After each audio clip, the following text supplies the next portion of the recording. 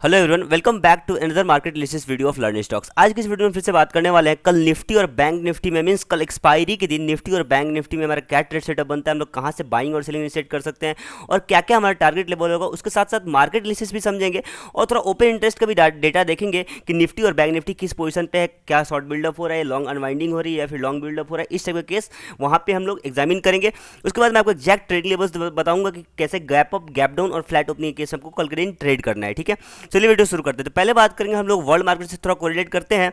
तो world market पे अगर हम देखने आ जाए सिंगापुर निफ्टी, तो मैंने जो कल के दिन जो लाइन बना के दिया था डेली टाइम फ्रेम पे, एक्जैक्ट उसी पॉइंट से सिंगापुर निफ्टी यहाँ पे आवरली टाइम फ्रेम पे सपोर्ट ले रहा है और सपोर्ट देके एक बाउंस बैक भी यहाँ पे दे रहा है। ठीक है, अगर आप यहाँ पे देखेंगे तो ये एक बॉटम हो गया, ये एक और बॉटम हो गया, यहाँ डबल बॉटम चार्ट पैटर्न का फॉर्मेशन हुआ। उसका नेकलाइन कहीं इस लेवल्स पे है, इस लेवल्स पे अगर इसको ब्रेक कर देता है ऊपर की तरफ तो हमारा मार्केट कल प्रोबेबली गैप अप ओपन होगा।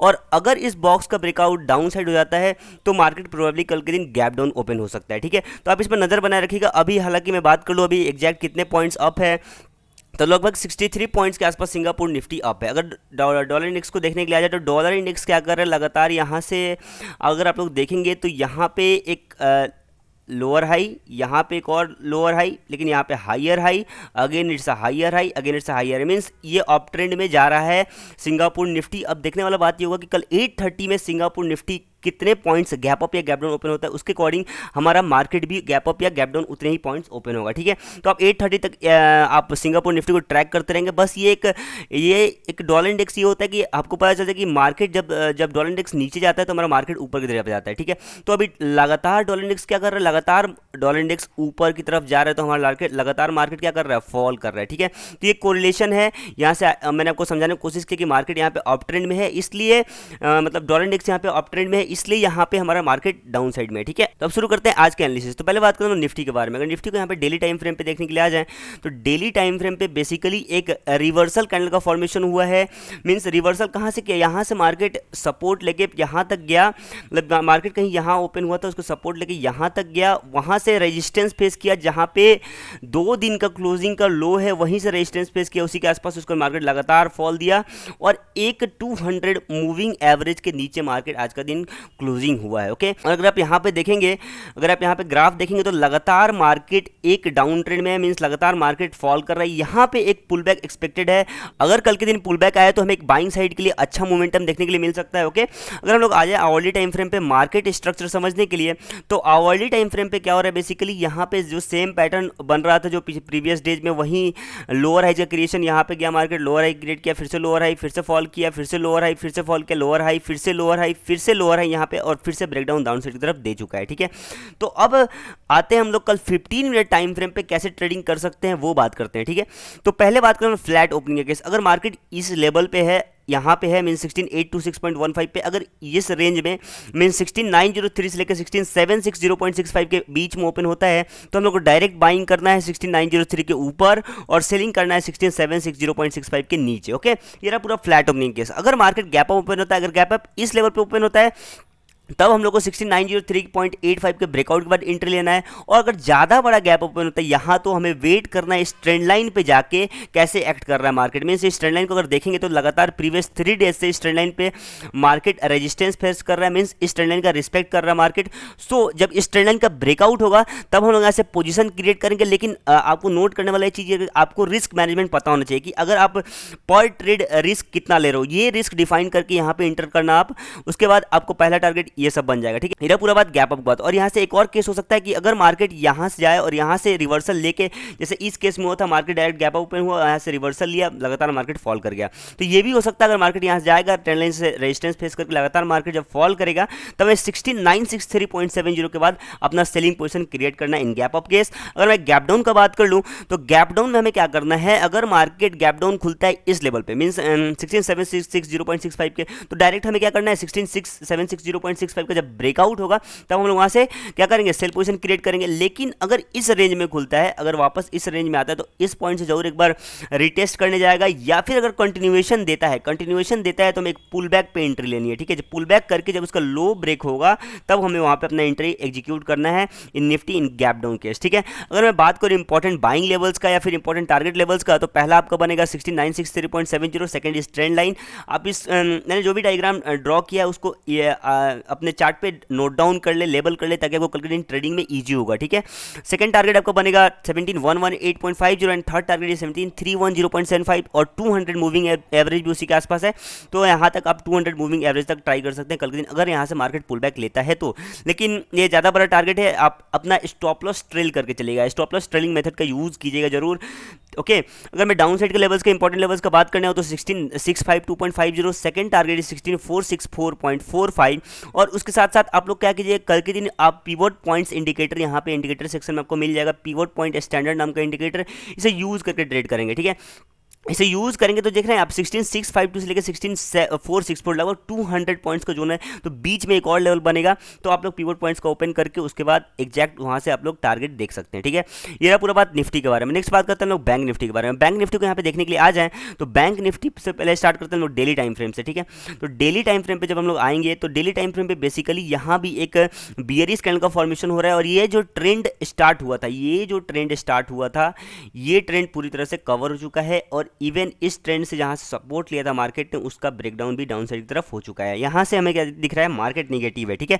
लेकिन अगर आप यहां पे देखेंगे तो लगातार मार्केट फॉल कर रहे थे, एक पुल बैक एक्सपेक्टेड है। अब ये कल के दिन आएगा, निफ्टी या फिर बैंक निफ्टी में दोनों में आ सकता है, तो आपको एक बाइंग साइड की तरफ एक अच्छा मोमेंटम मिलेगा, बाइंग साइड की तरफ एक अच्छा पैसा कमाने का मौका मिलेगा, ठीक है। अगर हम लोग आ जाए आवरली टाइम फ्रेम पे सेम उसी तरह लोअर हाई का फॉर्मेशन हो रहा है। यहाँ से मार्केट फॉल किया, लोअर हाई, फिर से फॉल, लोअर हाई, फिर से लोअर हाई, फिर से फॉल, लोअर हाई, फिर से फॉल, लोअर हाई, इसी तरह लोअर हाई का फॉर्मेशन करके एक फिर से ब्रेकडाउन दिया है। यहाँ से फिर से यहाँ पे रेजिस्टेंस फेस कर सकता है, फिर उसके बाद रिवर्सल दे सकता है। अब कल के दिन कैसे ट्रेडिंग करेगी ये बात करते हैं लोग 15 मिनट टाइम फ्रेम पे। अगर 15 मिनट टाइम फ्रेम पे आ जाए तो कल का ट्रेडिंग सिंपल होने वाला है। आप लोग को जस्ट क्या करना है कि अगर मार्केट फ्लैट ओपन होगा तो 37953.60 के ऊपर बाइंग करनी है और सेलिंग का मतलब पुट बाइंग करना है, मींस सेल करना है, मींस पुट बाई करना है 37530.95 के नीचे, या फिर आप अलग अलग हेज पोजीशंस भी यूज कर सकते हैं या फिर पोजिशनल सेलिंग भी कर सकते हैं, ठीक है। तो अगर फ्लैट ओपन होगा तो ये करेंगे।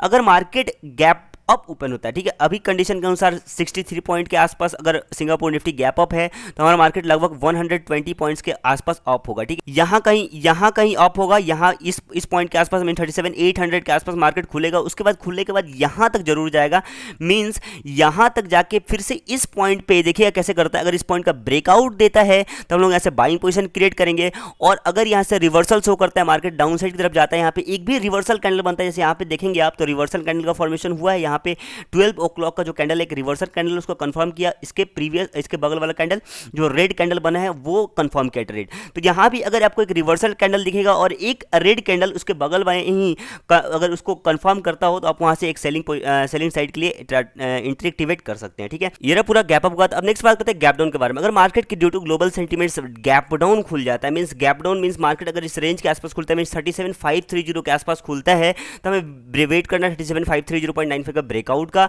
और अगर इसके नीचे मार्केट जाता है तो वेट करना, एक पुल बैक पे एंट्री लेंगे, या फिर अगर मतलब एक यहाँ से मार्केट जाएगा, जब रिटेस्ट करेगा उसके बाद रिवर्सल शो करेगा, आइदर रिवर्सल शो करेगा और इसका ब्रेकआउट करेगा। जब ब्रेकआउट देगा तो बाइंग करेंगे और रिवर्सल शो करेगा तो यहाँ सेलिंग करेंगे। और अगर मार्केट डायरेक्टली नीचे की तरफ फॉल करते जाता है तो हमें एक पुल बैक पे एंट्री लेनी है। तेरा पूरा ट्रेड सेटअप कल दिन ट्रेड करने के लिए इन gap up, gap down and flat opening case में, ठीक है। अगर मैं बात करूँ इंपॉर्टेंट बाइंग लेवल्स और इंपॉर्टेंट टारगेट लेवल्स का, तो पहला आपका बनेगा 38,312, सेकंड 38,660.45, थर्ड टारगेट 38,958.10, ओके। अगर मैं डाउन साइड के लेवल्स का बात करूँ तो पहला आपका 37,361.55, second 37,247.90 and last target 37,099.80, okay. और कल के दिन आप पिवट पॉइंट स्टैंडर्ड का जरूर यूज़ कीजिएगा।